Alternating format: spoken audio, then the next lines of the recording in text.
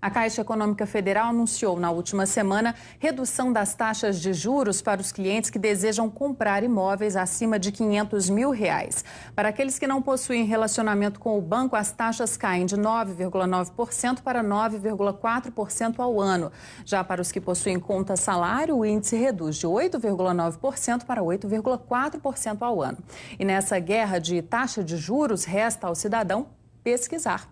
Daniel Tolentino, boa noite, bem-vindo de volta das férias, está até com um semblante melhor. Obrigado, Renata, boa noite para você, boa noite também ao telespectador da Rede Minas. Renata, exatamente isso. No ano passado, vários bancos já haviam anunciado redução da taxa de juros. Por exemplo, para aqueles imóveis mais baratos, aqueles que vão até os R$500 mil. Mas, com isso, muita gente se viu diante de uma boa oportunidade de economizar por causa da chamada portabilidade. Na prática, clientes de bancos reclamam que na hora de solicitar a transferência do financiamento encontram dificuldades. E é sobre esse assunto que nós vamos conversar agora com Silvio Saldanha, que é diretor-presidente da Associação de Mutuários e Moradores de Minas Gerais. Bem-vindo, Silvio. Já vamos começar aqui explicando para o nosso telespectador o que é essa portabilidade. A portabilidade é o crédito que o cliente leva de um banco para outro. Ele tem o financiamento num banco e o outro, por ter alguma vantagem mais atrativa, o convida a mudar de agente financeiro. Nós recebemos até aqui na Rede Minas, na redação, algumas ligações de telespectadores dizendo que não estão conseguindo fazer essa portabilidade bancária. Por que tanta dificuldade, Silvio? Na verdade, não era para ser difícil, né? O banco tem interesse em captar cliente. O certo é o consumidor procurar o banco que ele quer levar o crédito, não aquele que tem o crédito. Porque quem tem não vai querer ceder.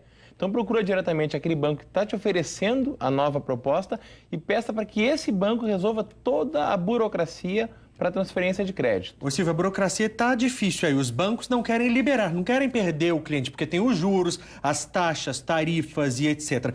Como é que fica essa questão, então? Qual que é a orientação para essas pessoas que não tiverem a documentação liberada?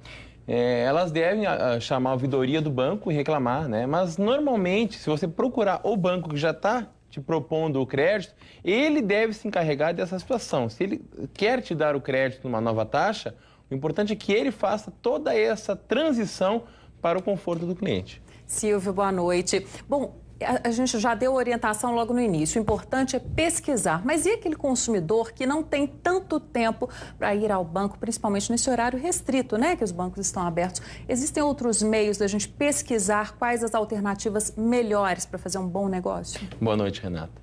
Na verdade, hoje os bancos disponibilizam no seu site simuladores. Você pode fazer o cálculo ali, a estimativa dentro do site do próprio banco ou às vezes até por telefone. Pode fazer um contato e realmente poupar o tempo de se deslocar até uma agência, esperar um atendimento. Então pode-se usar essas ferramentas como facilitador. Silvio, antes da nossa conversa, antes da nossa entrevista que a gente estava conversando, você me disse que nem sempre vale a pena fazer essa portabilidade, que tem que colocar mesmo na ponta do lápis. Dá um exemplo disso aqui para o nosso telespectador. Exato. Vamos pegar um caso que o consumidor tem uma taxa de 10% e o novo banco oferece uma taxa de 8,4%.